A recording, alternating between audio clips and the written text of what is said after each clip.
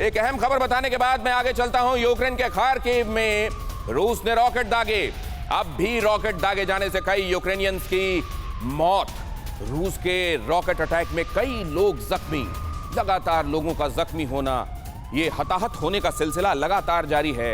युद्ध से क्या हासिल होता है दुनिया एक बार फिर देख रही है, लेकिन वो सबक जो दुनिया ने कई बार सीख लेने का ढोंग किया, वो ढोंग कितना खोखला है उसका उदाहरण एक बार फिर से आपके सामने है। लेकिन इस बात को लेकर अब मैं जनरल चतुर्वेदी आपके पास आ रहा हूं कि ये अगर स्थिति दूसरी तरह की बनती है तो क्या होगा सर? इसमें दोनों एक्सट्रीम्स मुमकिन है, बीच की कोई सिचुएशन भी मुमकिन है क्या? ऑल और नन? दिनेश जी, अभी तक रूस ने अपना कन्वेंशनल फायर पावर भी पूरी तरह से यूज नहीं किया है, और ये बोथ कीव जिसको वो कैप्चर करना चाह रहा है और खार्किव जहां पे काफी लड़ाई चल रही है, ये बिल्ट अप एरियाज हैं। यहाँ पे फायर पावर पूरी तरह से यूज अगर करेंगे तो काफी नुकसान होगा, और वही मेरे ख्याल से वो भी बचाना चाह रहा है। अभी ब्रह्मोस मिसाइल नहीं फायर की गई है, जो इंडिया की ब्रह्मोस है उसके कंटेम्परेरी उसके पास भी मिसाइल्स हैं, उसी तरह की हैं, कन्वेंशनल मिसाइल्स हैं। दे हैव नॉट यूज्ड स्मर्च, पूरी तरह से नहीं यूज हुआ, केवल BM-21 यूज कर रहा है ग्रैड अभी तक।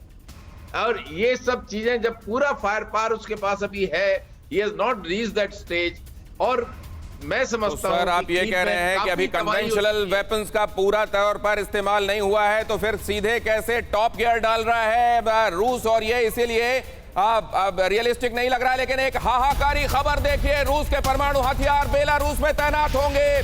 पुतिन की एटमी धमकी का सबसे नया प्रमाण। लेकिन सवाल यह है कि क्या ये सरप्राइज है?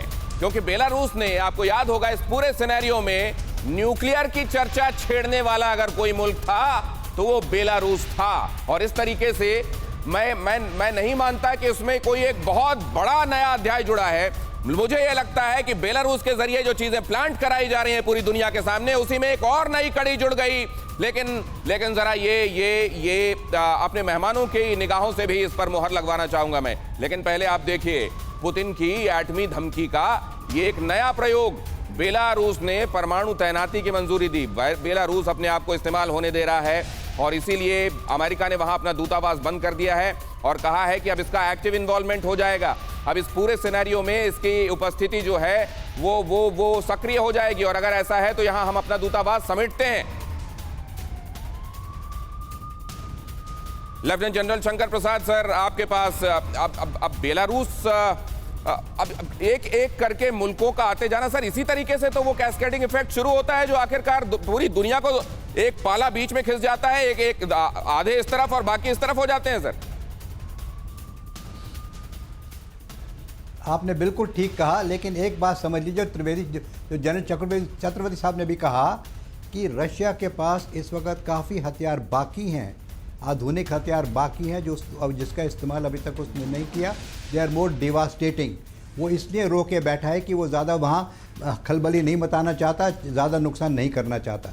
देखिए, न्यूक्लियर बॉम्ब यूक्रेन के ऊपर कभी नहीं गिराया जाएगा, ये तो मैं आज आपको लिख कर दे देता हूँ, क्योंकि यूक्रेन को संभालने के लिए कन्वेंशनल वेपन जो उसके पास है वो काफ़ी हैं। उन्हीं को इस्तेमाल अगर उसने पूरी ढंग से कर दिया तो यूक्रेन पूरा नष्ट होकर बिल्कुल ख़त्म हो जाएगा। ये जो न्यूक्लियर वॉर की धमकी है, ये मेजर नेशंस के लिए है, ये उन देशों के लिए है जो बड़े भारी न्यूक्लियर पावर्स हैं। बड़ी भारी न्यूक्लियर पावर्स की गिनती आपको मालूम है, उनके नाम में लेना नहीं चाहता। ये धमकी उनके लिए है, ये धमकी यूक्रेन के लिए नहीं है। यूक्रेन को तो वो ऑर्डिनरी वेपन जो उसके पास हैं, कन्वेंशनल वेपन, उन्हीं से नष्ट कर देगा। तो और जो बेलारूस के पास दिखा रहा है, और आपने पहले सुना होगा 3-4 दिन पहले वेनेजुला में भी इस तरह से हरकत करा रहा है न्यूक्लियर वेपन्स की। So these nuclear weapons are not meant to be used in any way either is a threat और अदरवाइज टू यूक्रेन। कह रहे हैं lieutenant general Shankar Prasad sir, मैं इसको दोहरा देता हूं अपने दर्शकों के लिए, और ये बहुत बड़ी सुकून की बात भी होगी। परवाह देश की, सोमवार से शुक्रवार रात 10 बजे TV9 भारतवर्ष पर।